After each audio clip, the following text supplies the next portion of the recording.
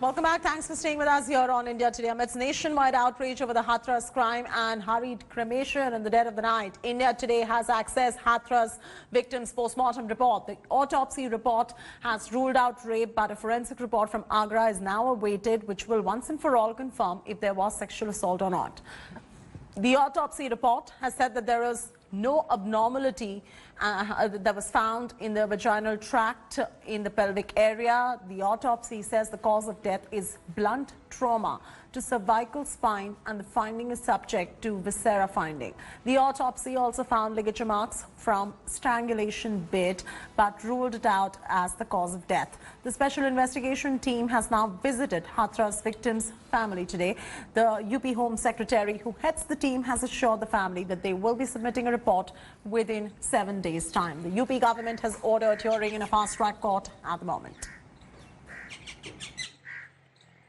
वही बात नहीं जो क्या कहते जो हमारी बेटी के जो क्या कहते वो न्याय की बात है, तो उसमें मुख्यमंत्री जी ने बोली है कि इसमें कोई भी छेड़छाड़ नहीं होगी और जो धारा हैं वो धारा जैसी की तैसी रहेंगी और इसमें कोई भी मतलब फांसी की सजा के लिए क्या बोला था? हाँ, फांसी की सजा की मांग करी है हमने। एक नौकरी, सरकारी आवास और 25 लाख रुपए। अभी धीरे धीरे वो कई लोग हैं पुलिस में हैं, बाकी और लोग हैं, बाकी और कई अभिलेख हैं, ये सब है वो डायनेमिक है, मतलब वो आगे हो सकता है कुछ और जांच से कुछ और निकले, तो जैसे जैसे होगा।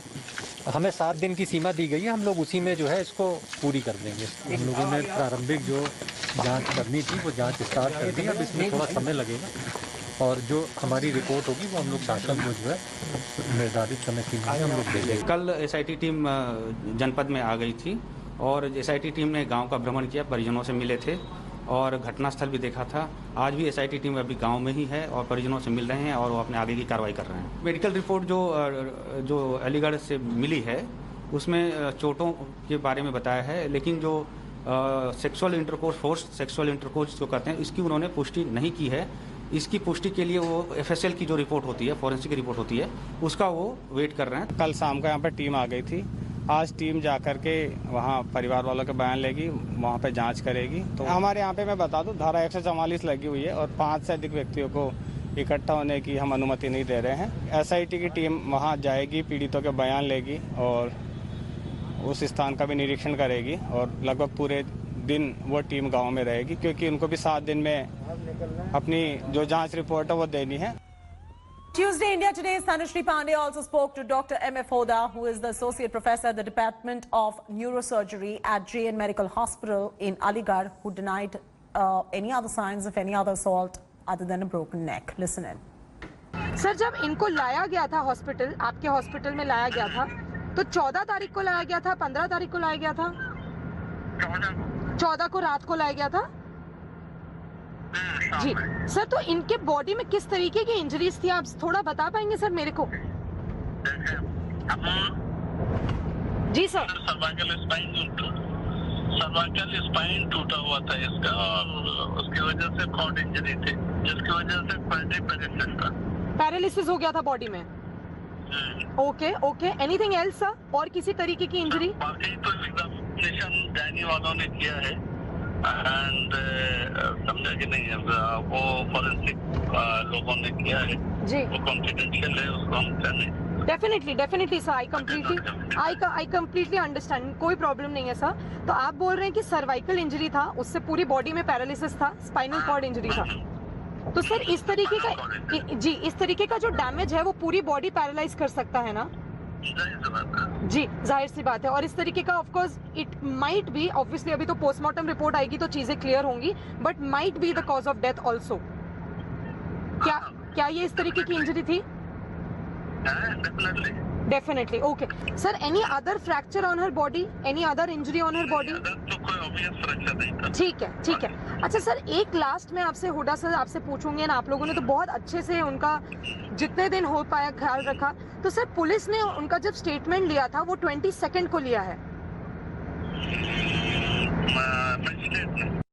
Milan Sharma is joining us now. Milan, there's a lot of confusion over this particular story in terms of one autopsy report suggesting that there was no sexual assault, but we are also awaiting another autopsy report from Agra as well. What is going on? If you could just clarify all this confusion. That's right, Chetty. We are expecting the FSL report from Agra because the viscera was preserved and sent. So, in the report itself from the Safdarjung Hospital, it clearly states that provisional cause of death will certainly be known after the chemical analysis of the viscera, which we will be receiving anytime soon during the afternoon time today. But it is cleared from the Safdarjung Hospital report that certainly the attempt to strangulation was made, which is clear from the cervical neck injury that the girl has had, and that has been corroborated by Tanushree as well from another doctor at Hathras. Safdarjung report also says the same, which led to the injury becoming a problematic issue for the girl, and also the ligature mark over the neck is consistent with this attempted strangulation. So yes, strangulation did occur, but Chetty, very importantly, I'd like to say that the Safdarjung report is saying that is not the actual cause of death. So we will have to wait for the viscera report and the FSL from Agra, which will clear things out eventually.